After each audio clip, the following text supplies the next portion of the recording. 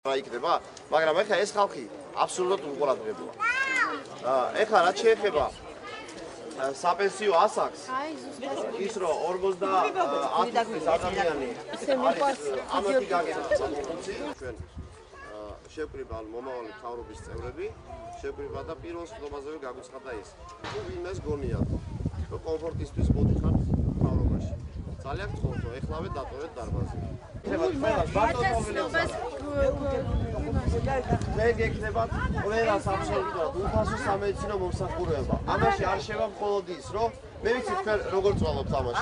მიხვალთ ექიმთან, გაგაგზავნიან იქეთ, ვერ იგუნა მოგწეს წერილი, გაგაგზავნიან იქეთ, ექიმის არჩევის უფლებაც არ აქვს. არჩევის უფლებაც არ აქვს ექიმის. მე კარგად ვიცი ექიმი ვარ. ეხლა არის ძალიან დისკომფორტი. არის ბიძინა ივანიშვილის მიერ აშენებული კლინიკა, emergency ქვია, ეს არის ქობულეთთან, სადაც უფასოდ ემსახურება ყველას აბსოლუტურად, ყველას.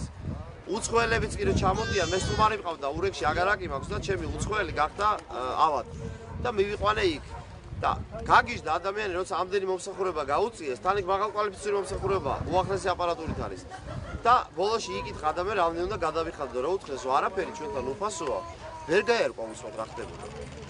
ვერ გაერკვა და მე მომიწიალ და მე ეგონა ჩემი ხათრით მოემსახურენ უფასო და მე ვთქარ, მე არაფერს შუაში არა ვარ. ეს არის უფასო ყველასთვის. მედიკები აშენდება, იქნება მაღალკვალიფიციური ეკიპები დაპირწული, იქნება აპარატური და თქვენთვის ეს იქნება უფასო. ეს უფასო ექიმისთვის კი არ იქნება, ექიმი მიიღებს ანაზღაურებას, ეგ არის. სახელმწიფო აი ამ გამოკვლევებსაც უფასოდ გაიგებთ.